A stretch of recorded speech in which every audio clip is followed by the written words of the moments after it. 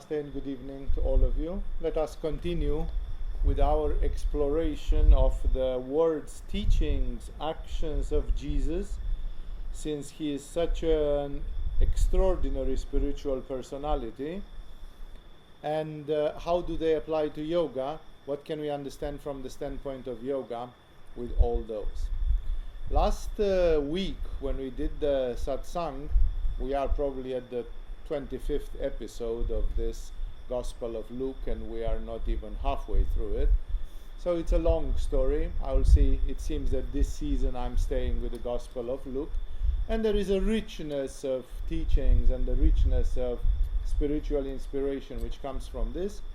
As I said last time, we touched the subject which is very difficult. We sailed into very murky waters, because we talked about the episode where Jesus took some demons out of a man, and he even sent those demons to invade some pigs. And it's a very provocative dialogue. There are a lot of details which are very disturbing. And in this way, last week I went with you deep into this subject of demonology and interference between human beings and demonic entities. And it's a subject which is very difficult, and most people don't like to hear about it, because if you go very, very perfectionistically into it, you find out that we human beings are doomed to live in a world of demon influence. Not necessarily of diabolic influence. I would like to make this distinction again and again for you. There is the sattvic influence, the influence of sattva guna, which is the white guna, and which is corresponding to wisdom and height and to the world of the gods. There is the rajas guna, the red guna, which goes horizontally and which creates a dispersion. It doesn't take you to nirvana ever. And it's the guna of desire and of violence and activity. And rajas guna is the guna of the titans, of the asuras, and these are the demons. And then there is the tamas guna, the dark guna, the black guna, which goes down, and that's the guna which leads one to the darkness, to hell, to infernos. And this guna is the guna which corresponds to the diabolic influence. So the white is sattva, and the dark, the black, is tamas, and therefore these are the ones which are opposite. This thing which we call demonic is something which is in the middle. And in the old days, the spiritual Puritans were against it. Like in India, the devas, the gods, they are fighting with the asuras. The asuras are the enemies of the gods. And in Greece, in the Greek mythology, the gods are fighting with the titans. The titans are the enemies of the gods. So even the demonic was not accepted, was not tolerated. Today, a lot of things are being tolerated, and a lot of demonic things are being tolerated, and the human being bathes in that. There still comes the thing that when you are a spiritual person, whatever your attitude towards this middle range is, the attitude towards the darkness is always an attitude of zero tolerance. So there is a zero tolerance to the diabolic, to the satanic, but when it comes to the demonic, as the definition goes, is just middle of the way. For example, human beings, according to the Greek tradition, were given fire, the science of producing fire, by Prometheus, who was a titan. So it was a demon who taught fire. That is very much making happy the people who are doing raw veganism, because they say, see, fire is the invention of a demon. humanity without demonic influences would eat without fire, would cook without fire. No, fire is a demonic thing, no? So, or then we say the Chinese love fire and they have dishes which they boil for 6 hours. So it means the Chinese are very demonic. No? Like we can draw all sorts of funny, bizarre, twisted conclusions which are not necessarily true because you may think primitively, in a primitive, direct ways. But what I'm trying to say is that the human being, if you think everything in black and white without this middle thing, everything sounds scary. Because the fact that you have candida, and everybody has candida, the question is how much candida you have in your system. And for example, you crave sugar all the time, that's a demon. In your body there is a demon which parasites you, which is called candida. And it shares the body with you. It impregnates your body. And this demon makes you desire sugar. The sugar tooth, the sweet tooth, is not yours. It belongs to something which is in your body and which is not really you, genetically speaking, or whatever, whichever other way you want to put it. And then it's like it's a very spooky taste. When you get a flu, you are temporarily possessed by a demon. Or even if it's a dengue or something. Your bowels are full of bacteria and there is the microbiome, and your stool is more than 90% bacteria. So we are like drowning in bacteria, and our microbiome, according to some people, can produce even schizophrenia. There are people who claim that they can relieve the symptoms of mental disease by dealing with the diet and with the microbiome, that there is something in the microbiome which fucks our brain. And therefore it's like we are possessed. Indeed, the schizophrenic person is possessed, but the instrument of that possession could be in our own bowels. And everything, we are epileptic. Epileptic is a sort of demonic possession. But if you smoke the nicotine spirits, as known by the shamans of America, North and South, they are demons.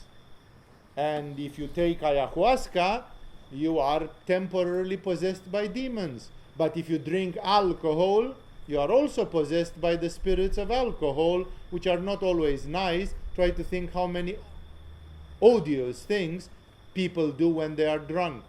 How many car accidents, murders, and all sorts of other infamies are committed by people just because they are drunk, and then they say, the alcohol made me do it. Well, it means the alcohol is not very nice. The spirits behind that, they are not always nice. And the list could continue. If you have a computer and you are addicted to your computer, you are slightly possessed by the software demons. You know, there is addiction to computers, which has to be healed by psychotherapy and others. And software is supposed to, most of the software programmers are people who cavort with demons all day long. If you are having a car, it's a demon. Cars are demons, as said by Gurdjieff quite clearly. The souls of the cars, and of course motorcycles, airplanes, and others, they are demons. And we use them, we cavort with them. We use demons to fly from Germany to Thailand. No, we use their service. No? And they tax us in the end of the year a number of human lives for that. Every year there is a number of human lives which goes as blood sacrifice to those. It becomes intolerable, no? Because almost everything which you do, you have to live like Milarepa. If you live like Milarepa and eat extremely poor food and just meditate all day long, if you live like Francis of Assisi, then you are pure. But if not, there will always be some it's not necessarily that it is diabolic, dark, coming from the devil, but it comes from the titans, it comes from the asuras, and it's not necessarily spiritual, and it's not necessarily nice. And thus, when people hear about this demonic thing, not to mention that there is the diabolic thing as well, which is much heavier, that one is 100% going towards the destruction of your spiritual evolution. But when you hear about demonic, diabolic, and this, makes people feel very heavy, because we do so many things. I had some joints this year, or something. Yeah, those are demons. So you have been openly cavorting with demons. Sorry. No, that's the traditional truth about it. And thus, people feel guilty, and they feel, who can live a pure life? Nobody can take that. And then people declare themselves defeated. People say, yeah, so it means I'm not cut to be like Milarepa, and if I'm not cut to be like Milarepa, I'm not cut to be anything. People jump from white to black, while the real spiritual art is to deal with life the way it is. It's a constant war, and if you are going to have much more grace coming to you, then you are going to become like Ramakrishna. Even Ramakrishna apparently was sometimes smoking cigarettes to have a nicotine addiction and to be attracted to his body. Like when he stayed too much in samadhi, he came out of samadhi because he wanted to smoke a cigarette. For him it was a method to get out of samadhi because he was staying in samadhi too much. Maybe he was lying to himself. I mean, it's hard to presume that Ramakrishna was lying to himself, but let's be cynical. Let's be full-on skeptical. Maybe that was Achilles' heel. Ramakrishna died of cancer in his throat while he was smoking. Is there a connection? Can anybody see a connection there? It's like, no, he went into cancer because he took upon himself karma. That may be true, but why did it hit him as cancer and in the throat when it's known that that would be one of the main effects of smoking tobacco? No? So maybe Ramakrishna was even lying to himself. He said, I have to keep a weakness and an addiction so that I can return to my body and blah, blah, blah. And maybe Jesus would clap him over the head and say, stupid Ramakrishna, you're lying to yourself, idiot. It's like even you, Ramakrishna, have a little bit of stupidity left in you. Like, wake up, man. Look at me, Jesus. Why am I not going in samadhi all the time and have to smoke a cigarette to get myself down? Are you crazy? So in this way, the real spiritual art is to deal with the reality as it is. Like, could I live now and do yoga, teach yoga, but without computers, without flying airplanes to Europe and back? Probably I could. No, I could see myself living in a hut in some Romanian mountains and being there as a hermit or as a simple person. But then we are going to the level of being like the Amish, the American Amish, You live like the Amish, you don't even use electricity because there are demons in electricity or something, Then you live like in the 17th century and you stay away from... Is it possible? Actually, there are whole communities who do just that. So I'm not saying it's impossible. I'm saying it's like, that's not really the breath of the modern times. If I want to be a guru who uploads a satsang on the internet, then I do use computers, I do fly airplanes, I do things, I'm trying to keep this interference with the demons of Kali Yuga as low as possible. Like, I'm not smoking, I'm not any time I'm not drinking alcohol to the point of getting tipsy or dizzy or anything. No, I'm saying this because I'm not a teetotaler and I can have at times half of a glass of red wine because it's therapeutical for the heart. But it never gets me drunk or any. I never drink to get drunk, or something like this. So therefore, one can avoid as many things as possible, but in the moment when you try to avoid everything, like I'm driving a motorbike or a car, but I could come walking from my house. I could have a house right here on the opposite side, on this lawn here. I could build myself a little house, so I'm living 50 meters from the yoga hall. So, I could, but that's not what I have done. And therefore, I'm having a silver demon that I'm driving back and forth from my house. And I'm therefore cavorting with the... But, we live in Kali Yuga, we live in the 21st century, and especially because I'm a tantric teacher and not a Vedantic naked Baba living in the jungle, I'm simply giving it this thing that we live in the century where we live, and we try to cope with these forces. Therefore, all this thing with the demonic and with this is not to scare you or to creep you out or to make. Accept it. Even those of you who are perfectionistic will have to accept this story that in Kali Yuga, even your guru is cavorting with some demonic influences, because we hardly can afford to be in tune with this century and at the same time completely puritanically 100% without any influences.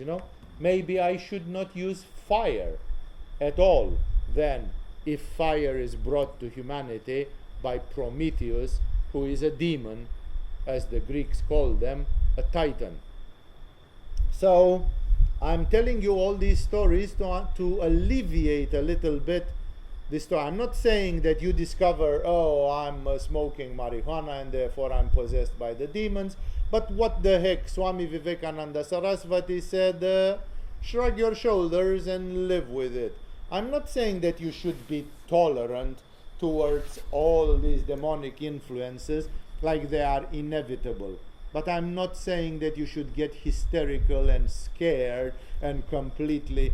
You have to find a balanced position from where you can minimize. As some people say, we have problems with global warming and the glass house effect and stuff like this. Okay, so what should we do? Who will be the first people who will stop flying airplanes, stop driving cars, stop using too much electricity or something? The famous concept called the carbon footprint, that we should have a very low carbon footprint because we are burdening Mother Earth with our things. Nobody does. I know people. Everybody will say, let Walter do it first. And when Walter has showed me that he is sincerely doing it for 5 years, then maybe I will also diminish a little bit my cravings and my things. Nobody wants, because everybody thinks I'm going to start wearing straw shoes or some low energy thing, and then all my neighbors are just going to have fun just like before, and then I'm just going to be made the fool that I was the idealistic idiot who was trying to sacrifice his life for the carbon footprint or some other concept like this. And that's why, of course, what I'm trying to say is that whichever the problems and the tensions are, there are people who tend to go black and white, but Buddha always recommends the middle path. There is a middle path, a path of balance with things. The same is with this thing with the demonic. I'm not saying that you should favor anything demonic, and definitely not at all zero tolerance towards what is satanic and diabolic. No, because all the great masters have had that, zero tolerance to the dark side. But this thing, the demonic, is like, it's very hard to avoid, and therefore I've met many teachers who are just trying to use it. Like Ramakrishna was so extreme he couldn't touch money. And Ramakrishna was a financial loser all his life. He was just paid by a rich woman to exist and to eat and to, and he didn't rub two pennies together. Swami Shivananda refrained from getting touched by money. Money is a demon, in the Bible it's often mentioned like mammon or something, as a form of the devil. Jesus calls the money mammon or something. But Swami Shivananda handled millions of dollars building ashrams, universities, printing presses, kitchens and whatever else, and he didn't become a demonic or diabolic person. And he didn't get burned in his hands when people put a stack of money in his hands, while Ramakrishna did. So even among the yogis, they are like, Swami Shivananda said, hey, I live in the 20th century.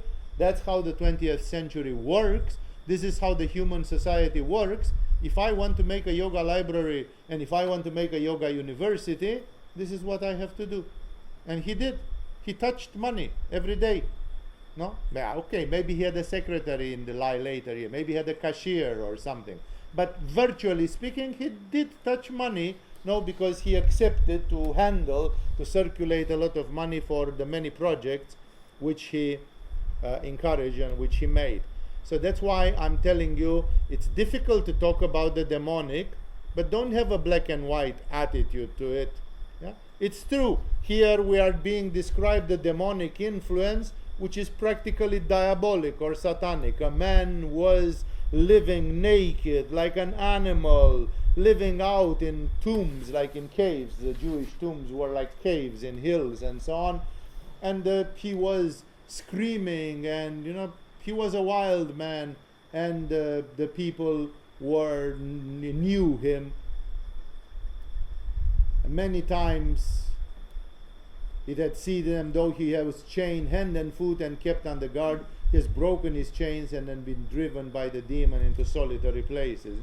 So this man was a nuisance to the society. The community felt threatened by this man. So this man was a demonic thing, which was not like the computer, that you say the computer has 90 useful things and it also produces 10 shitty things, such as addiction, computer nerds that cannot have sexual relationships and emotional relationships, and other sorts of blockages, which are produced like, it's not 90 with 10. For this man it was 90 or more shitty and practically nothing good. So this man was demonic at the level of the satanic, demonic at the borderline with actually being possessed by the devils, not just by some demonic entities.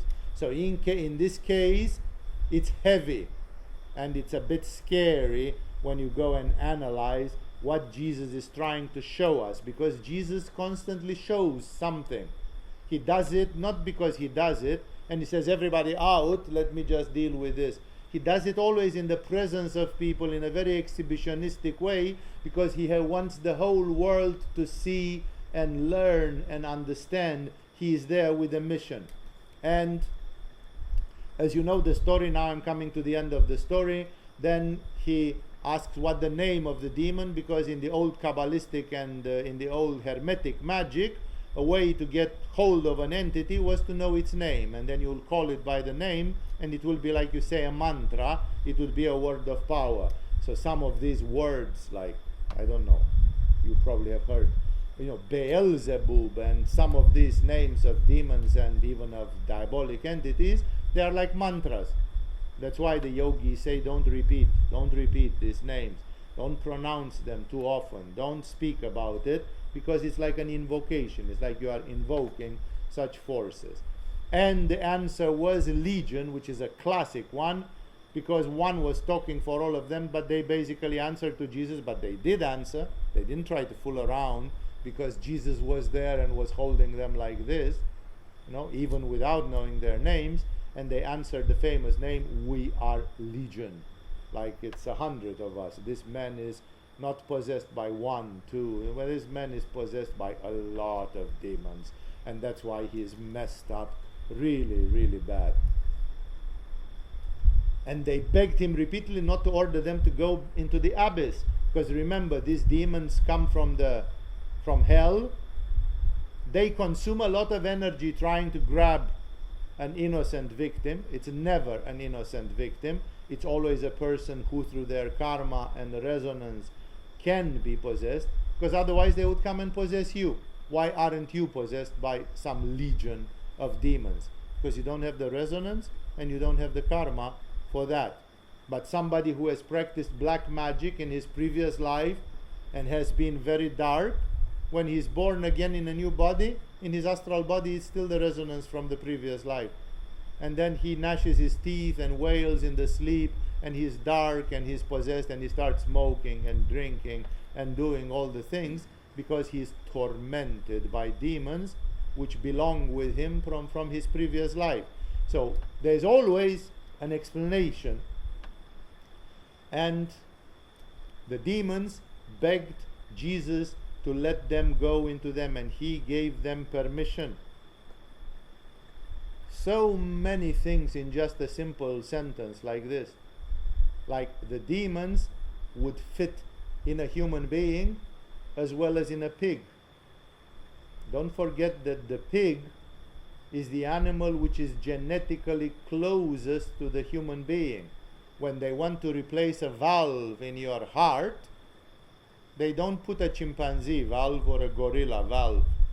They put a pig's valve like they did to Mr. Schwarzenegger. It's a pig's valve. Pig's heart is the most similar with a man's heart. Pigs are almost identical genetically with us. So pigs are like grotesque human beings.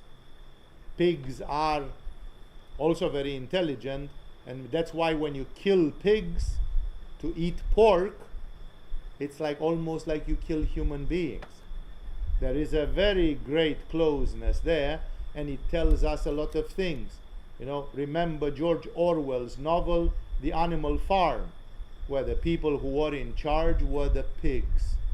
Yeah? So the pig, and so many other, and of course we call people, we say Donald Trump is like a pig or something, Like, what do you mean by it? Everybody knows what you mean, that there are common features. There are a lot of similarities in a lot of behaviors or a lot of things, aspect, voice, some other things. I'm not necessarily talking about Trump. I just gave an example because he's a very hated figure these days, and many people insult him in a variety of ways. So he gave them permission. The demons would feel good, would feel that except possessing a human being, another good place to be, the next good place to be, would be to be in pigs. They knew that they could not ask Jesus, let us go from this person, but allow us to possess someone else. Moreover, there was no one else who had the karma and the resonance, because otherwise the demons, the pigs' demons, they would have done it already without asking permission from Jesus. No? So there wasn't any place for them to go. There were no people who could be hosts for these demonic entities, but they could easily possess animals. Try to realize it's the nature, A demon is somehow like a pig. And you would say that, you would say, like demonic entities do behave like pigs, They trample over anything gentle or nice, or they are like pigs. There is something common when you think telepathically like this. What does it suggest? So the demon said, why? If they would exist connected to the body and the brain of a pig, they would not go to hell. They would still be in the world. And Jesus said, amused, because you'd say if he was God, he didn't want the demons even in pigs, because even the pigs belong to God. But it's like Jesus didn't care. The damage done to animals would be minor. Like this man was living like an animal, and that was intolerable because he was supposed to live as a human being and evolve. But pigs, being possessed by the demons of the pigs, would live like pigs. So what's the difference? Not much. And that's why Jesus, even as being the God of the animals as well, he could afford this experiment. Because Jesus, if he is God, he is the God of the demons as well. So he has to be a father to the sick man, he has to be a father to the pigs, and he has to be a father to the demons as well, because they all belong to him. The whole universe belongs to him. And then in this compassionate relationship, and it's more like an experiment because now we read about it and we learn something, Jesus half smiles because he knows where this is going, and he says, so be it, go into the pigs. Like there is zero tolerance that you touch this man. You want to go into the pigs instead of going back home in hell? Sure, go to the pigs. No? The world will learn something from this, and therefore it's a worthy experiment. When the demons came out of the man, they went into the pigs, and the herd rushed down the steep bank into the lake and was drowned. So the animals, being suddenly possessed by permission from Jesus, being suddenly possessed, what did they do? The experience for the pigs was so unusual and so agonizing, and the hate in these demons was like, "Aah!" that they went and drowned themselves. It was a mixture, like sometimes people beat themselves, slap themselves, punish themselves, hate themselves, take cigarettes and kill themselves, and do all sorts of things self-destructive. These demons were the self-destructive type. The man who was possessed by these demons, he was destroying himself for many years. And now they moved into pigs, and the pigs self-destroyed themselves. Only the pigs don't have cigarettes and other aberrant behaviors. They are just simplified beings with a simplified psyche and mind, and all that produced inside the pigs, it was self-destruction, and they simply jumped into the water. Sometimes nature itself is bearing this brunt of the demonic. We see whales and dolphins and other animals which die in herds like this. They just throw themselves somewhere and they die. So remember that we are talking here about demonic influences of a dark kind, of a very dark kind, and the pigs were drowned.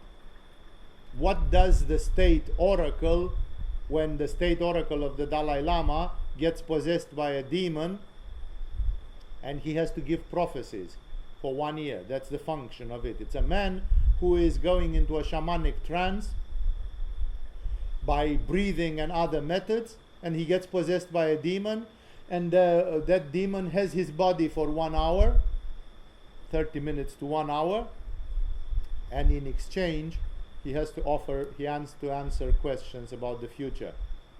And it's an institution which has been going on for hundreds of years at the court of the Dalai Lamas.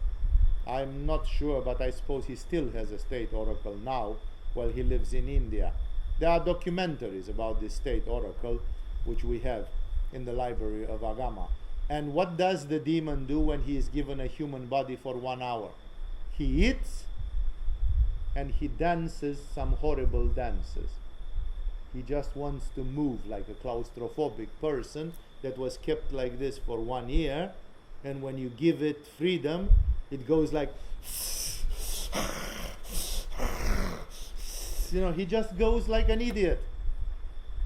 You could say, if I would have 1 hour of freedom, I would use it in a more intelligent way. But the demon is not intelligent. The demon is an animal. He would go in a pig and make the pig commit suicide, So this demonic intelligence is sometimes very primitive and very evil in a primitive way, like very square, very animalistic, primitive in an animalistic way. And so when the pigs, at least the man was free, the legion of demons went into a herd of pigs and they killed them all. That was their pleasure, to kill the pigs, to kill the animals, That's what they would do. They were doing the same with this man, but in another more sophisticated and long-term way. When those tending the pigs saw what had happened, because they were shepherds, pig shepherds, they ran off and reported this in the town and countryside, and the people went out to see what had happened. Like the people said, they came a crazy guy with long hair. He talked to this guy, which we all know, and which is the demonized guy of the village. He somehow seems to have healed him, but he contaminated our pigs. You can imagine they were not very happy, because for them this was their livelihood. And they said, what did we do to deserve this? That you suddenly took our 60 pigs and they got drowned, and now we got zilch. and you just made a demonstration of healing one man. But we paid the piper. We paid the price. We are the ones who paid because we lost 60 pigs. Are you crazy? Like, why do you do miracles on our back? Do miracles on whatever you want, but not on our business, not on our livelihood. So people, it was a turmoil. There was a great ado. When they came to Jesus, they found the man from whom the demons had gone out, sitting at Jesus' feet, dressed and in his right mind. And they were afraid because they had tried to tie this guy with chains. This guy had been there for a lifetime. And suddenly there comes somebody who makes him healthy. Suddenly, when nobody thought it was possible, he had been chained many times, and a guy just makes him healthy like this, but he kills 60 pigs indirectly in the process. Remember, those pigs were also to be considered like a magic sacrifice. Take your pigs and the life of the pigs and leave my brother alone. No? It was like Jesus was like a magician. I offer 60 pigs. Well, however, they may have been 30, they may have been 100. It doesn't matter. I'm just saying 60 for the sake of a clear picture, And he gave 60 pigs. It's a bargain.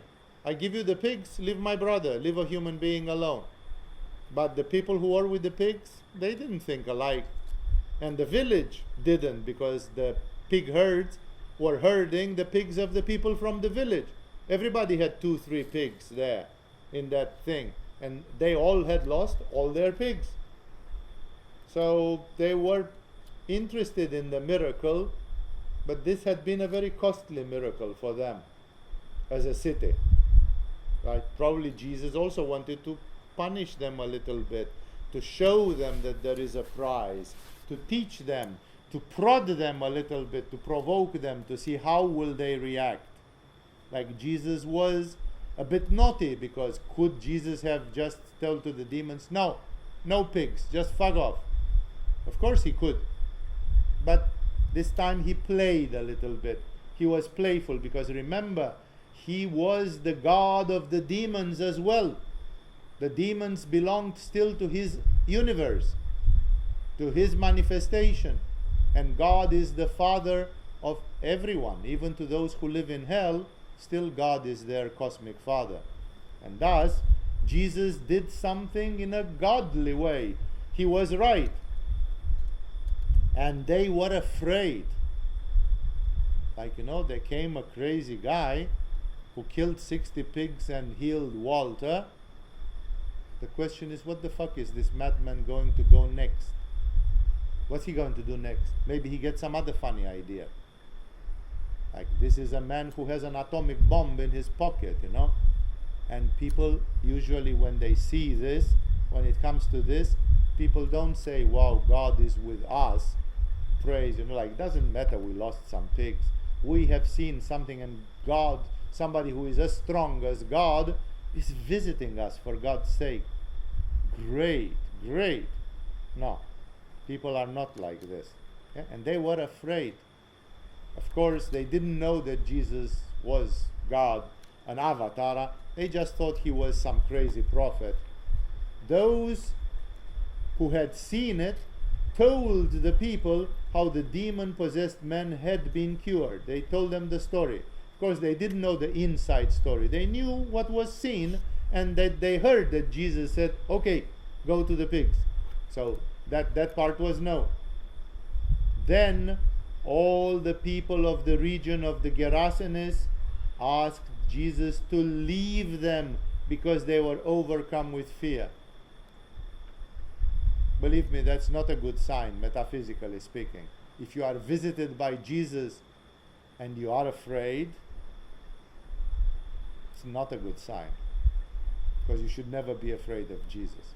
Even if you made a stupid thing, you should go and apologize and repent and compensate in some way, but never be afraid.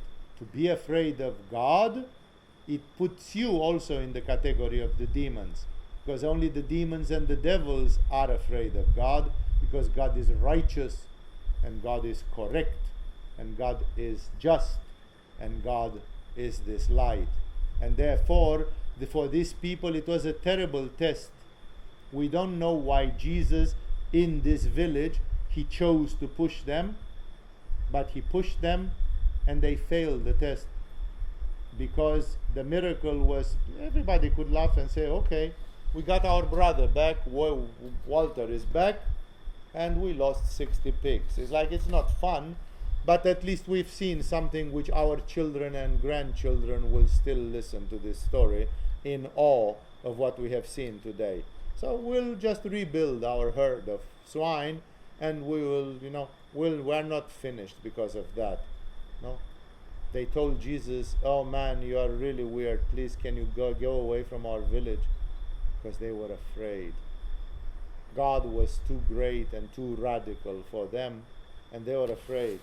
Which means that the pigs, the demons, the demonized man, it was not a coincidence.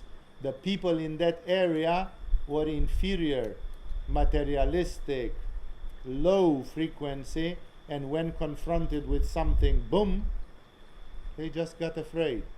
That thing has happened so many times. There are some of these Catholic movies about the miracle from Fatima, the children who saw Virgin Mary in Portugal, the song of Bernadette, the girl who discovered the water in Lourdes in France, this spring of water where Virgin Mary produces miracles sometimes.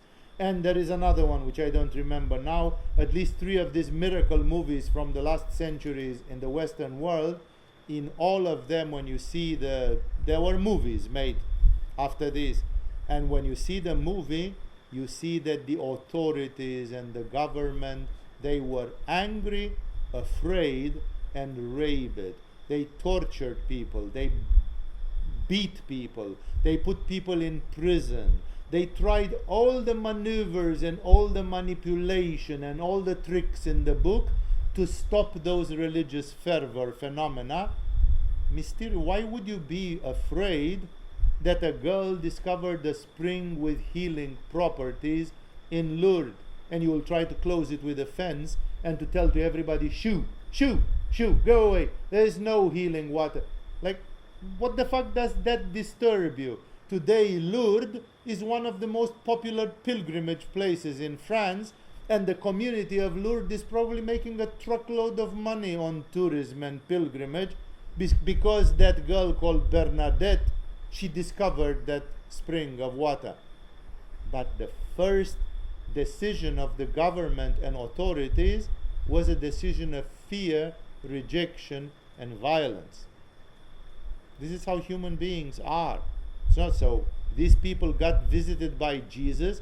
Jesus did a terrible healing, indeed scary, and they told him, man, go away, you're not welcome in our village, But it's because they were afraid that more will come and that they cannot cope with it. This shows that these people were already slightly demonic. The whole village was not a very good place. So he got into the boat and left. Later, when he sent the disciples, he sent his apostles to make the winter in the villages of Galilee, because they were dependent on seasons, and winter is not very, very harsh in Palestine, but still there is a bit of cold and rain, and sometimes occasionally even a gist of snow. No? So Jesus was not doing these things in the winter. In the winter, they all went into a hut, and they had a fire, and they were eating and telling stories and sleeping. Jesus was not on pilgrimage. After February, because the winter is very short in that part of the world, but in December, January, February, there was not much to do. So Jesus sent his apostles, and he told them, if there is any village who is afraid of you or doesn't want to receive you, just turn on your heels and go. And he said those villages will have a lot of problems in time, because unconsciously, but unconsciously still means something, unconsciously they rejected people sent by me, Jesus, who am God. So these people rejected Peter and John and Thomas. It means they are not loving God, because if they love God, they would instinctively feel like, oh, this nice person called Thomas, he's very nice. He brings us something. Let him spend his winter here in the village with us. But not everybody does. Some people, on the contrary, feel provoked. So Jesus himself, he didn't make any fuss. He said, you don't want me in your house? No problemo. So he got into the boat and left. He had come there by boat. He turned on his heels. He had done already his flashy thing with the demonized men and with the pigs. He got into the boat and left. That's how God is. If you slam the door in his face, he can go very easily. He doesn't insist, ever. No? Exactly as the story with the gurus is in India. You know, the gurus are not hunting for disciples. The disciples are hunting for the gurus. In India, in Tibet. No? So it's like, if people don't want, they don't want. It's fine. The man from whom the demons had gone out begged to go with him. Like, to go with him would mean to become part of his staff, maybe to become an apostle. But Jesus sent him away. This man was coming from severe demonic and perhaps even diabolic possession. And now he was, in 3 years, he would become one of the 12 enlightened beings who would convert Europe to Christianity. That it was too much. See, Jesus doesn't explain why, but that's what it is. It's like this guy was in spiritual kindergarten. He was not a very evolved soul. Now he was just coming out from the yoke of the devil. He had on his neck the yoke of the devil until 5 minutes ago. And now he wants to go with Jesus and become one of the big league. Jesus says, no dear, that's a bit much for you. No, it's like the leap is too big, because a soul needs time to evolve. And Jesus could not compensate for his evolution. Evolution is a special experience of every soul, which has, so enough that this soul, let's say that this guy is reincarnated now on planet Earth. Can you imagine? If he would do a memory regression, he would discover that 2,000 years ago he was possessed by demons, and Jesus passed by and saved him from his demons. No? It's already a super remarkable thing which happened in one of the lives of this man. That in the same life he should also become apostle, that was a bit much. And Jesus has measure. Jesus has a divine understanding, and he knows. You know, it's like, I'm happy. You have a good soul and you want more, and you will get more slowly. You know, keep being faithful to God and all this, but not coming with me is a bit much. So Jesus also refused people sometimes. So he refused this guy, and Jesus sent him away, saying, return home and tell how much God has done for you. He doesn't say I. He says God, because God has saved you from it's true, via me. But God has saved you, and better be a preacher. Go and live a good life and tell to everybody, look what God did for me when I was 35 or 40 years old. I was a loser possessed by demons, and then God, through the agency of Jesus, came and did like this, and I was saved, and ever since I can live a normal life. Thank you, God. Thank you, God. I don't know how to thank God for this miracle. No? So he simply says, start doing some spiritual work. You have to earn merit. You just come from a dark karma which allowed you to be possessed by demons. I finished that karma off, but it doesn't mean now you can go in the opposite extreme and become an apostle. No? Like, all things have to have the due measure, which means also that when he selected Peter and Thomas and John and this, he knew that he was selecting some people who were high souls, evolved, and who were having a sort of a natural opening and aspiration towards God. Like you would expect Jesus to be a supreme connoisseur of the human nature. Like he would look into the eyes of people and he would know this one is close, so let's take him in the dream team. So he sent him home and he says, no, rather return home and tell to people how much God has done for you, so that people love God, thank God, appreciate God through your experience. So the man went away and told all over town how much Jesus had done for him. There is a fine shade here, I'm not going to insist on it too much, but see, the man didn't know God. He could see Jesus. That's why it was necessary that Jesus should come. That's why people need gurus. That's why we need the Ramakrishna and the Patanjali and the Milarepa and the likes of them. Because it's easy to say God, God, God, the Buddha, nature, the infinite consciousness. Where is it? How are you going to thank to it? But when you see that Jesus came and did like this, and the demons were gone spectacularly into pigs, and the pigs drowned and so on, then people say, well, God did it, Jesus did it.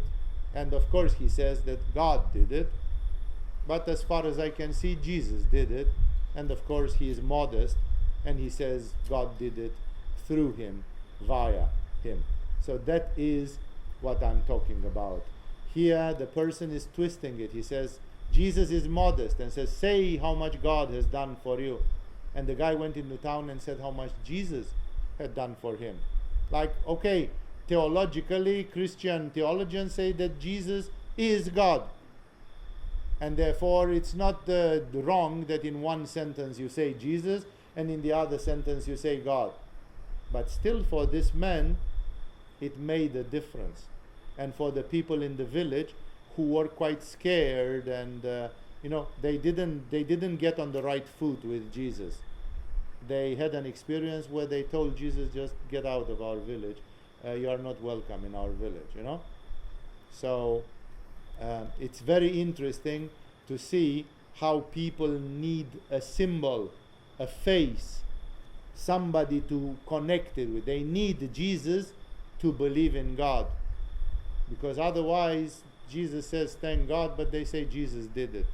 People need a concrete support for many of their things. So I could continue, I could write a book easily on demonology, and it would be a very revealing book and a very shocking book and a very exceptional book about all the demonic influences that we have non-stop in our lives, and again about the fact that people should not get paranoid about it, because some of it is inevitable to a large extent. No? So again, I'm not going to insist with all the things which I said, even biologically, not to mention all the things which happen mentally and intellectually and emotionally and in all those ways. So this paragraph had been a splendid example of the fact that when people talk about demons and demonic influences, they are right. And people should not say, oh, but you are like some fundamentalistic fanatic or some. It's written by Jesus. Jesus spoke often, and he did several times examples like this. Here is one of the most shocking examples where Jesus showed that these influences are exactly like a hand which goes into a glove, and he could take the demons out of that dude, out of that John Doe, out of that Walter, and even put them in pigs. No, like, how much more do you want to see to realize that these things are concrete, organically existing, part of this universe, part of the invisible influences that we have in this universe, and all that? It's obvious. And thus we conclude with this, and we go further with Jesus in his travel. So he left and he went back over the lake. I told you this Galilee Sea is a it's like a lake. It's probably smaller than Lake Como or some big Italian lake or some big European lake. It's a relatively small lake. You can see the other shore from one shore in clear days. So he went back. He said, okay. Now when Jesus returned, the crowd welcomed him, for they were all expecting him. Like Jesus had been on the other side. He had done his stuff. He went, and people were like, wow, how did we miss that guy? We heard such exceptional things. And now because the other guys are stupid and they don't want to receive him well, lo, that Jesus is rowing back. And he's back with his team. And of course people now were excited because Jesus was coming from here before. He had been here before. Then, now people, if they knew that the sky is the limit, and this Jesus is a man who has almost no limit, like you can ask him whatever you want, then they push the envelope. They got a bit naughty. And the example is very clear. The first example is very clear. Then a man named Jairus, a ruler of the synagogue. Jesus was not very much friends with the rulers of the synagogues, because the high priests and these big people in the Jewish religion, they felt that Jesus is endangering their authority. They feel like he was an usurper coming out of nowhere and suddenly being smarter, because they were the ones who told to people, listen, O Israel, in the Bible, in the Pentateuch, God has said this. Let me quote to you the words of God from our sacred scriptures. They were the teachers. They were the ones who were preaching and who had authority. And now this Jesus comes and sweeps that carpet, like Jesus is a much bigger teacher than they who repeat some words from the books. Most of them didn't manage to go beyond their ego. And that's where a lot of the conflict, which build up, a lot of the conflict was coming there. Because Jesus was the real thing, while these people were just scholars. At the best, they were scholars. And it's the famous conflict between a scholar and a guru, a real person who knows how things are going. So perhaps this man called Jairus, when Jesus came first time, maybe he was even annoyed, or like, yeah, there is a new prophet in town. Like, they are trying to take my bread and butter, This is my bread and butter in this village. And then Jesus went. And then this guy heard a lot of good things and a lot of astonishing things. And as fate would have it, he had a huge problem. Jairus, a ruler of the synagogue, came and fell at Jesus' feet, pleading with him to come to his house, because his only daughter, a girl of about 12, was dying. Remember, in those days, medicine was very primitive and people were dying like flies. A simple evaluation said that if a mother had 10 children, 5 of them will not make it to the age of 18. And therefore, mortality, especially among children, and the life expectation of adult people was around 40 years. You can see even in the 12th century there is that terrible movie called The Lion in the Winter about Henry II. It's played by Peter O'Toole. Formidable movie, but not spiritual. It's a movie which shows the human wickedness to the bone, because this king was a beast, was an animal. He killed Sir Thomas Becket. It's the same king which assassinated Thomas Becket, the British saint. And this Henry II, he tells to his wife, with whom he has a cynical and bitter relationship, and he says, what do you want from me? He says, I'm 45 years old.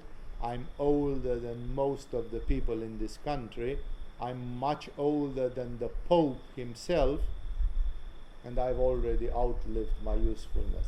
Like, people at 45 years old they consider themselves, like we would say today, when you are 85 or something. So people were dying, and a girl had a fever. I don't know, what if it was meningitis? Let's say it was meningitis. Could Jewish doctors 2000 years ago even have an intuition about what meningitis is and how it works? Would half of the people who had meningitis die in a high fever? Yes. And thus, the same here. He had a daughter and she was dying. Why? Probably because she had had high fever for 3 days and she was not eating and she was delirious. Nobody could do anything. And the clear conclusion, they have seen this happening 100 times in their village, was that the girl was dying. So people could at least see that this is a serious thing which probably will kill her. As Jesus was on his way, so Jesus acceded. This guy said, "Master, I heard about you. I have a 12-year-old daughter. She's dying. Please, please." He fell at his feet. So he begged him abjectly, humbly. He begged him, and of course Jesus, being God and wanting, having a mission to do things, he accedes. Also, if Jesus had the slightest amount of clairvoyance or intuition, and we know he had more than the slightest amount of everything, then Jesus knew that this would be another one of the major landmarks of his life, because we are again dealing with a case where Jesus brought back somebody from the dead. Before we encountered the case where he met a mother burying her own son, and he got that boy up from the coffin. They were transporting him to the burial place, and Jesus brought him back. So that boy had been dead for at least 1 day or so. No, maybe less, maybe they were burying them in the same day. Sometimes they did burial in the same day or in the next day. And Jesus did it. It's not the first time, but this time it's a child. It's a little girl. Exception made of the real brag that he did with Lazarus, which is even a more scandalous one than this one. Most people, if they remember that Jesus brought somebody to life, is the daughter of Jairus. This one is one of the typical ones. As I told in a previous satsang, this is one of the staple marks for Jesus. As much as you want to be told that, there have been resurrections before, that's not true. Resurrections exist only in myths. That Osiris was dead, and Isis picked up his pieces and licked them together, and Osiris was back to life. That's not a fact from history. That's Egyptian myths. Myths are not that people have been real and they have done that. Myths are like the legends of Mount Olympus. They are stories from the causal world which happen to the gods, and maybe who interfere with human beings, but not a historical event right here, in all of it, because as long as it has a divine face to it. So actually, if you search the human history, there is no resurrection. Even Milarepa and Ramakrishna produced a lot of miracles, but they never resurrected anybody. Nobody before Jesus, even Moses, he did crazy miracles, split the waters of the Red Sea, killed the firstborn in every Egyptian family in Cairo or whichever the town was. Crazy stuff. The rivers of Egypt turned red with blood or with whatever it was. Colossal miracles. No resurrection. Like nobody turns back death. Death is death, and there is a law of nature which makes that death is irreversible 99.999999999% of the time. We have sometimes people who had near death experience, But those people were not really dead. They were clinically dead. They had a coma, they had a form of clinical death, but they were not like the soul was not split away from the body. And they were not technically speaking dead, although they could be in coma, and with the medical ignorance from those days, you would say, well, I don't feel the pulse, they don't seem to breathe, so they must be dead. But they were not technically speaking dead. So resurrections in the human history, they did not happen. Even Krishna, who was an avatar, he did not perform resurrections. Krishna did perform many miracles, but not resurrections. And thus, what I'm trying to say here is Jesus is the first one who brings this in the daily life, like in between humans. Not that we talk about myths of resurrection, but we talk about, that Shiva killed Ganesha, and then Shakti made a fuss about it, and Shiva said, okay, and he took a head of an elephant and put it back on the body of Ganesha and said, and Ganesha was alive but having a head of an elephant. That's a myth. It's not a historical event which happened in a certain year in a certain place. It's a myth. But when we talk about people who lived at a certain address on planet Earth, we don't have that.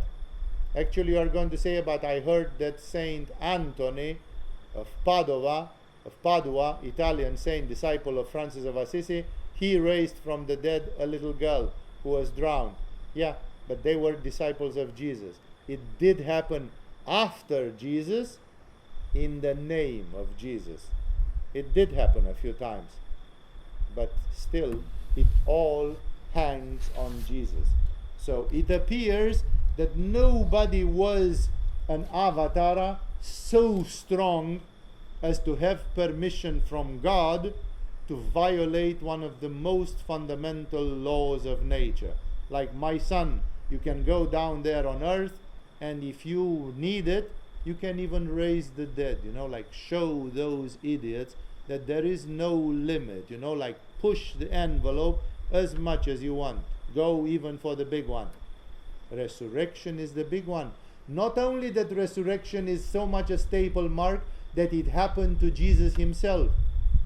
And both Judaism and Islam, they cannot accept it. They are great religions, and still they cannot accept that Jesus was resurrected. The Jews say that the disciples stole the body and then they buried it somewhere else, and they created the story that Jesus was alive. And the Muslims say that according to their knowledge, Jesus was in a clinical death and he was brought back to life, but he was not really dead. And then after they fixed him a little bit, they put him on the back of a camel and they sent him all the way to Kashmir, all the way to Srinagar, to take him out of the way of the Jewish priests, and that Jesus lived another 30 years in Srinagar. Anything would go except accepting that Jesus perhaps was brought up, and that this, although it's extremely rare and very, very exceptional in all respects, still it's possible. Yeah, we don't see it all day because it's a miracle which is incredibly demanding. It's like it requires that God gives accepts something really, really unusual. You really need to have a grace for that. But for Jesus did it 3 or 4 times. Like once a year. If he was on here for 3 years and a half, then he did it practically once a year. And that's coming up, the daughter of Jairus. As Jesus was on his way, the crowds almost crushed him. Can you imagine the madness? Like, people had Jesus back. They had no television, no cinema, no internet, no books, no nothing. And now the circus was back in town. And it was a circus which was supposed to be from God. So like, people must have been completely nuts There must have been there an unleashed crowd which was like nuts. I have seen scenes of religious fervor in Indian temples, in Romanian churches, and in many other places, and people stampede on each other. They go crazy. In Indian temples, in festivals, there are often episodes where tens of people die, trampled upon by the other people, who, because of the religious fervor, they become a little bit like animals. They lose all common sense, and they just go because they want, and so on. The modern Indian government has forbidden a lot of religious festivals, like Ganesha Chaturthi, the festival of Ganesha, which is supposed to happen in end of August, beginning of September, simply because there were a lot of deaths during Ganesha festivals. They would like to close down the Kumbh Melas because there are people dying in the Kumbh Melas as well, but it's too many millions of people and there is too much religious momentum, and they don't dare. Any parliament who would vote to forbid public access to Kumbh Mela, they would be voted down immediately by half of India, and they would lose their, so they don't dare to do such things because of popularity and politicianic interests. And the woman was there in this mad crowd which was crushing Jesus. They were not very polite to him, like making an alley for Jesus to walk, like they do today for the Pope or something. They were simply crushing him. And the woman was there who had been subject to bleeding for 12 years, but no one could heal her. You all understand that it's a bleeding from the yoni. It's a menstrual bleeding, but of a very, very bad type. It's a sort of a non-stop menstruation. A woman feels depleted after 5 days of menstruation. If this woman had been bleeding for 12 years, we had a few women who had, not quite, but almost half of that here in Agama, and they were white in their face and walking besides the walls to hold to the walls, not to fall down, to faint, because they were so weak and so anemic. And so this woman was bleeding for 12 years. You can imagine how, in what shape she was, but no one could heal her. So she had tried whatever, natural medicine, prayers, whatever. She came up behind him and touched the edge of his cloak. Like this woman, because she was bleeding, menstruating women are supposed to sit in a house and not show up and not go to the synagogue in that century, in that community. And this woman being bleeding, she was considered impure every day of her life. And the fact that she was bleeding non-stop made people just more cynical. They said, well, it means you are impure all the time. It's a punishment from God. This is the way it is. It's not a coincidence that you are bleeding non-stop. God is teaching you a lesson, so we don't want to see you around, no? So this woman didn't come and say, Lord, Lord, I'm bleeding or something. She didn't have the courage. She was a pariah. She was a low life. She was a person considered impure. So all she could do in her humbleness was come from behind and just touch his cloak, just touch his garment, just touched him. Even this, probably it seemed like I'm bold, but I'm dying if I don't do this. It's my life. I have to try to do something. That's all she could make herself do, just touch his cloak. The edge of his cloak. And immediately her bleeding stopped. Like in 5 minutes she would know. Immediately means in 5 minutes. Probably she realized instantaneously something happened. Who touched me? Jesus asked. Because he knew that a miracle had just happened through him. Because the energy flew through him. There are some really bad Christian movies, especially done by the Protestant churches and neo-Protestant churches, where Jesus is presented like a sort of a schizophrenic imbecile through whom miracles happen, and he cannot understand why they happen, and he even keeps asking, why me? Why me, oh God? This is the vision of the Protestants on Jesus. They have given up on the fact that Jesus was God. Jesus was a carpenter from Nazareth, plagued by some rare grace from God that miracles were happening through him. This is bullshit.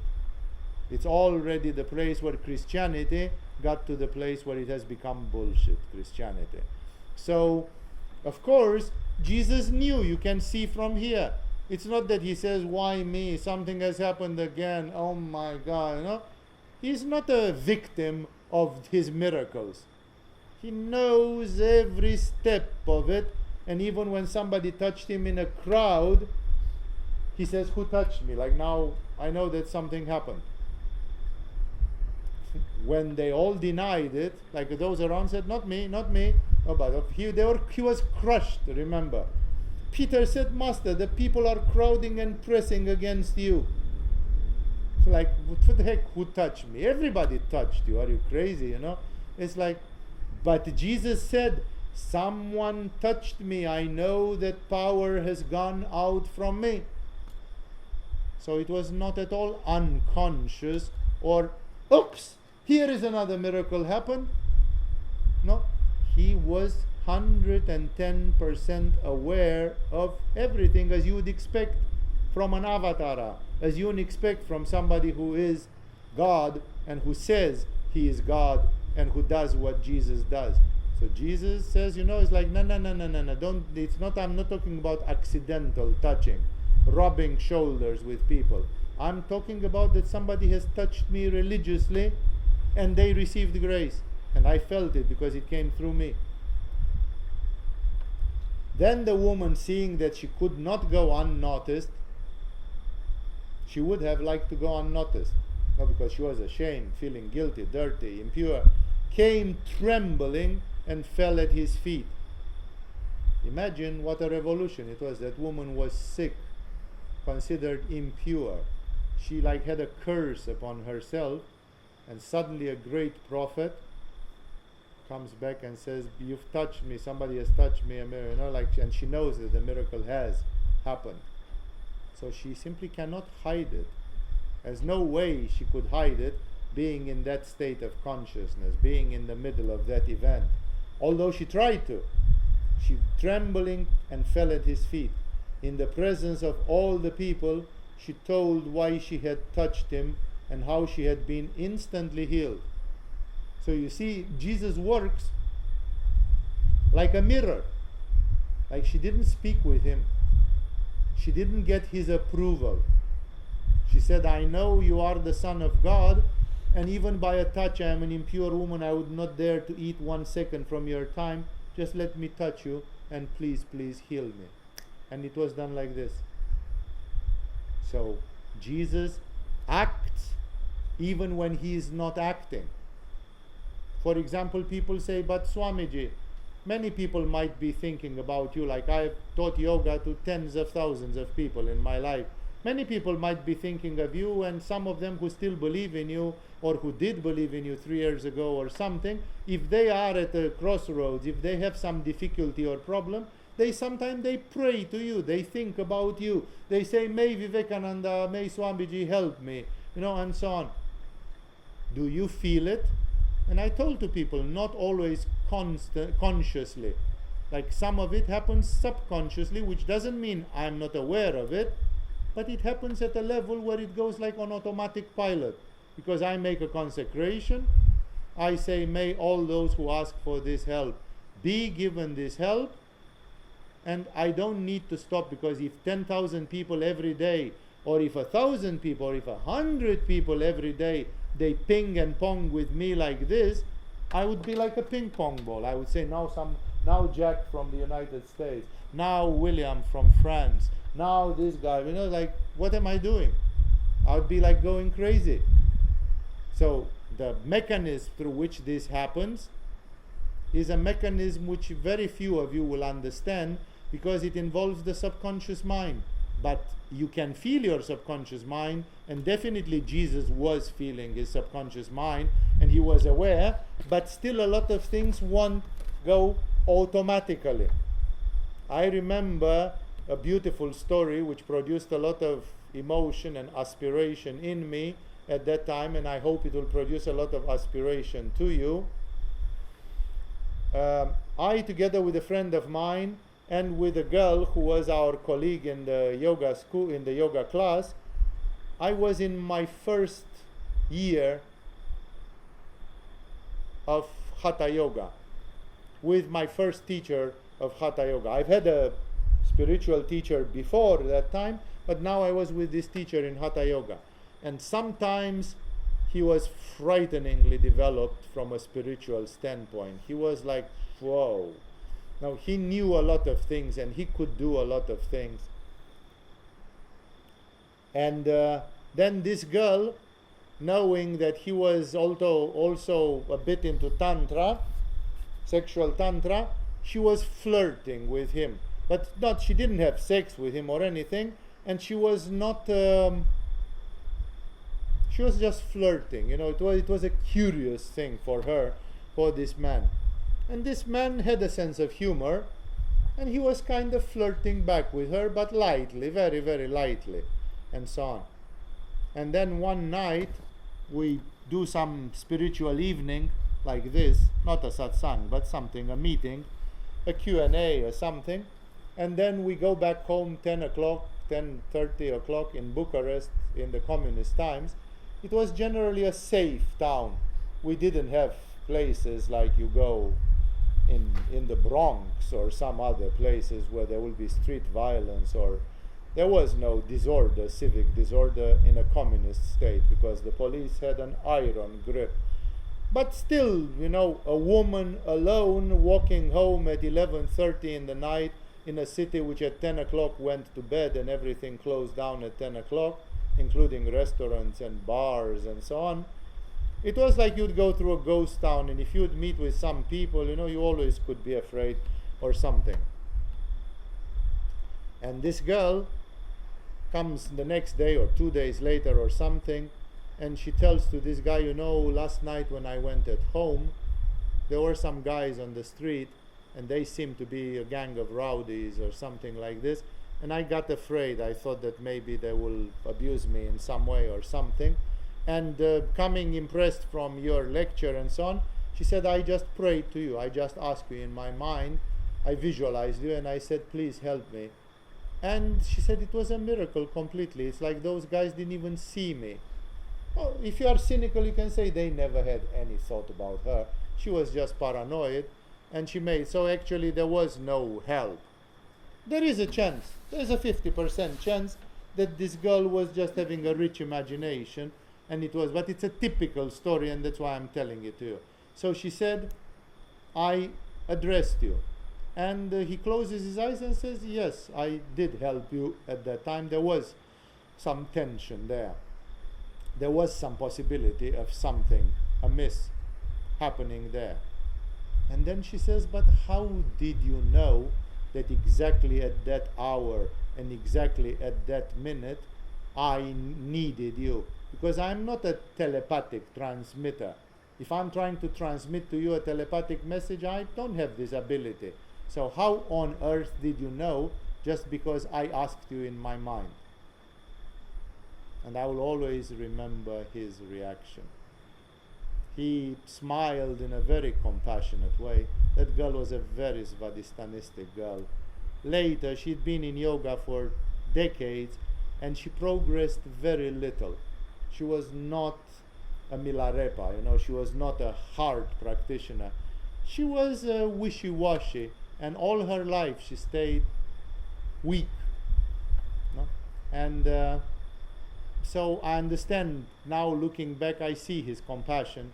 And he looked at her with love, compassion, and the half of a smile. And he said, Claudia, she was called Claudia. He said, Claudia, what do you know about cosmic consciousness? How can I explain to you that I can be with you even when I'm not thinking about you? How would you understand that? So that's why, it's the same with Jesus. So many people were there, but one of them addressed him really hard, and this had happened. So it's a matter of cosmic consciousness, as he knows.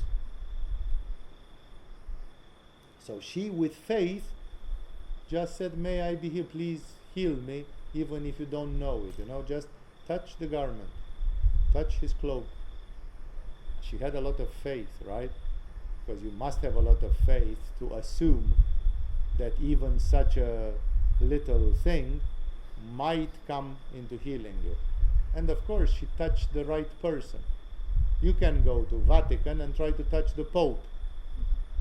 You will not get healed because the Pope doesn't have the power of Jesus. Only if Jesus wants to go via the Pope, it might happen. It will happen because of Jesus, not because of the Pope. So in this case, Jesus was there, and and then she confessed. That confession is what Jesus wanted. Don't forget that Jesus is a missionary. Jesus is an activist. Jesus is a crusader. He came on planet Earth for 3 years to change the history of the world. So he needs to suck the juice. He needs to capitalize on every event.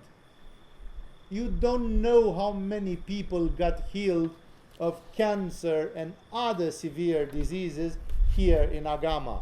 I know because people tell it to me. If we would have capitalized on this, we would have a file of thousands of cases of people healed of cancer and other major comparable diseases in the last 15 years or 20 years. Nobody in this school has ever made a file or a case, like blood tests, case description before and after, filming it and putting it on YouTube, testimonials. We could have almost a testimonial every month of a major type. No? That's because we don't do PR. Agama is very poor at this, and it's in a certain way we say, well, if people come to us, they come. Like there were people, we have students in the school now who said, if I wouldn't have been told by this person to go to Kopangan and find you, I wouldn't have found you. I was on internet, I had a PhD in internet and stuff like this, and I never knew about Swami Vivekananda and Agama. On internet, if somebody Googles the best yoga in the world or they will never find Agama. They will never find Swami Vivekananda Saraswati. Like, you guys are lousy in PR. You are invisible, simply. You don't exist on internet today. No? So that's why I say Jesus was not like this. Jesus was capitalizing. He said, something happened, please confess. Did God heal you? Yes. Tell it so that everybody can hear. Brothers, sisters, I was bleeding for 12 years. I just prayed to God, touch this man. Look, my bleeding has stopped right now, in the instant. Good. Have you heard, everybody? Do you realize that God can do anything you ask Him to do? Will you have, please, more faith and surrender? Ishvara Pranidhana? Good. Thus, this is the lesson of the day. Like, Jesus was always capitalizing. He never allowed such things to go like, again I'm saying, Agama, if it would go by how much healing has happened here, we would be more known than any alternative healing institution in this world. No? So, and then Jesus said to this woman, daughter, he calls her daughter because he is God, daughter, your faith has healed you. Go in peace. So it's an example for us. See, exactly as this woman just believed it and touched and it came to her, so can you. So stop complaining that you have problems. Your problem is that you don't have faith as much as this woman had. Otherwise, look, at the right time, at the right place, she just asked, it happened. Why can't you ask? And why can't it happen to you? No? So in this way, Jesus capitalizes, and he always makes a lot of fuss about the faith, because Jesus does not teach pranayama on anahata chakra, and he doesn't say your heart chakra, your heart has saved you, because he doesn't have time. Later, the Christian people have started building monasteries, and some people live 20, 30, 40, 50 years in a monastery, practicing prayer. At this time, it was just a party. It was a party around Jesus. There was no structure, no education, no practice, no ashram, no monastery, So Jesus, for the time being, in that circumstance, he was just insisting on faith. He said, how can people be so limited that I'm walking on water, I'm stopping the storm, I'm rising Lazarus from the dead, and still people don't believe it? It's unbelievable how little faith people have. Like, even when I am alive in front of them, and I'm doing it every day, and people still don't have faith. For him, the faith was the thing. He came, then later you can say, okay, people had faith or no, and they went to a monastery and they practiced and they prayed and all that. So for him, it was like, as long as I live, people just have to look at me and see that it's all real. It's like, it's all real. What the heck? Even when you see me, when they arrested him, everybody ran away. Everybody ran away. There was not one person who said, hey, I've been with this guy for 3 years, and I'm sure that this guy is God, is divine, and even if I have to die, I will die. That's what it is. But this is my teacher. This is my, No. Everybody ran away. While Jesus was still speaking, someone came from the house of Jairus. So there are two events in parallel. This was a parenthesis. He was going to Jairus, whose daughter was sick. And somebody came from the house of Jairus at about the same time and said to Jairus, the synagogue ruler, your daughter is dead. He said, don't bother the teacher anymore. Like, Jesus was mostly famed as a healer. He healed this woman with the bleeding. But if she was dead, she was dead. So that man simply brought the anti-faith. He said, don't bother Jesus anymore. Now what's done, it's done. She's dead. It's too late. Hearing this, now comes the cheeky Jesus. Jesus is cheeky, like he know, and now he's bold. Now he's bold to the brink of madness. Like, only a person who is mad would push the envelope now here. Like, Jesus could say, yeah, well, sorry, I had the best in there. I anyhow healed the woman with the bleeding, right? So it's like, sorry, Jairus. No, I feel for you. I have compassion for you. But no, Jesus is God, and there is no limit for him. That's where we all differ, It's even Buddha didn't do this. When a woman showed him her dead child, he said, daughter, in every hut in this village, somebody has died. Children die, elderly people die. Death is present everywhere.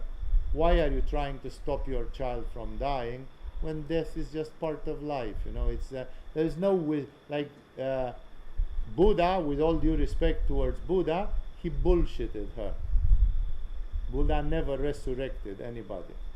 But Jesus, even when he is told, cool down, okay, we tried, but we couldn't. But hearing this, Jesus said to Jairus, to the father, imagine if it's a bluff. It's the most cruel bluff in the world, because he's telling to the father of a dead girl. He just heard his daughter had died minutes ago. And he says, don't be afraid. Don't be afraid. That's the problem, is a fear. Don't be afraid. Just believe, and she will be healed. Like, what do you mean healed? She's dead. What do you mean healed? We're not talking about healing anymore. We're talking about something much bigger than healing. And he says, don't be afraid, just believe, because he was just talking about faith.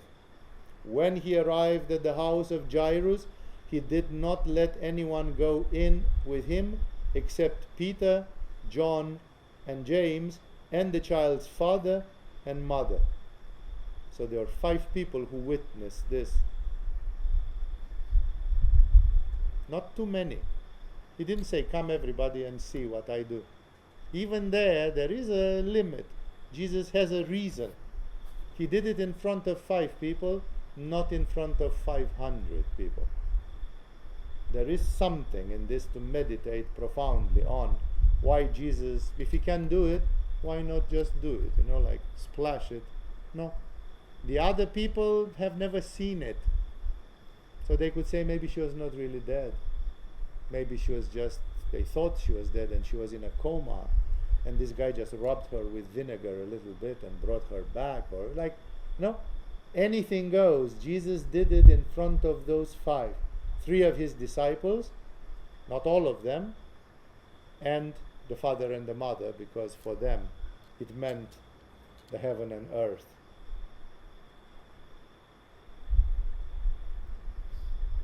Meanwhile, all the people were wailing and mourning for her. Stop wailing, Jesus said. She is not dead but asleep. Because he knew that a mass energy of 100 people wailing produces a very bad energy. Those of you who did the art of dying, you know that one of the worst things which you can do with a person who is dead is just to wail like idiots around the dead body, like you are wailing like a defeat, like a loser, like a defeated person. That's exactly what you should not do. And these people, they were generating a negative energy by wailing and so on. And Jesus, so Jesus said, stop wailing. She's not dead but asleep. But of course, for people, it was like, come on. It was like, we have been told she's dead. They laughed at him, knowing that she was dead. But at least they were not wailing. Now they laughed at Jesus. Fool, like liar. No, they laughed at him. But they were not wailing. They changed the attention. He distracted their attention, even making a fool of himself. He took it upon himself. So now they were laughing. He could cope with that. But the wailing was a negative energy which he didn't want. Could he have done it with them wailing? Yes, because Jesus could have done pretty much anything. But why go so far when it was more simple to do like a hocus pocus and distract their attention? And he took it upon himself. But he took her by the hand and said, my child, get up. What the Bible says in another version of it, he said, rise, little girl. And in Hebrew, in Aramaic, this is a famous sentence, which some people memorized it in Aramaic. In Aramaic, it sounds like Talita Kumi. If you see the Franco Zeffirelli movie about Jesus, by the way, Franco Zeffirelli died 2 days ago, and he's the one who did the most incredible Jesus movie of all of them. In the Franco Zeffirelli movie, when he shows this scene, he actually uses the Aramaic words, like Jesus takes her by the hand. He doesn't show if there are other people in the room, it's just Jesus with her in that pictogram, and Jesus says, Talita Kumi. It's like a mantra, like rise, little girl. And he told to her, in the middle of this madness, my child, or little girl, get up. Her spirit returned. So the spirit was out of the body, right? So the spirit returned, which is impossible by the laws of nature. Her spirit returned, and at once she stood up. At once she stood up. Then Jesus told them to give her something to eat. Always eating brings you more down in your Muladhara and Svadhisthana and anchors you more in the physical body. And Jesus wanted her to be anchored in her Muladhara and Svadhisthana. No? If you have a spiritual experience and you say, oh my God, I got so high, this meditation was amazing, you can kill it by eating something. You just go and eat something and then boom, you are down in your perineum. So sometimes when people want to prolong some high experiences, they don't eat for 1, 2, 3, 5 hours, simply because they know that as long as you don't eat, you can stay a bit high, but if you eat, you are bringing it down. So Jesus told them to give her something to eat because he knew that this was the way to anchor with the body better. Her parents were astonished. but he ordered them not to tell anyone what had happened. Like, how the fuck? Because there are 500 people outside wailing and then jeering. And still Jesus says, you've been inside, you've seen me doing it, zip it. Let everybody else believe what they want to believe. People were jeering at him, and then of course when they saw the girl 5 minutes later, 50 minutes later, they said, shit, this bugger has done it somehow. But it must be that she was not dead.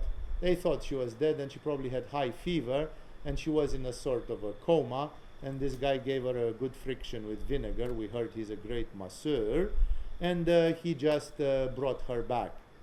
And they thought, like people would believe anything, but not believe that she was dead and he brought her back.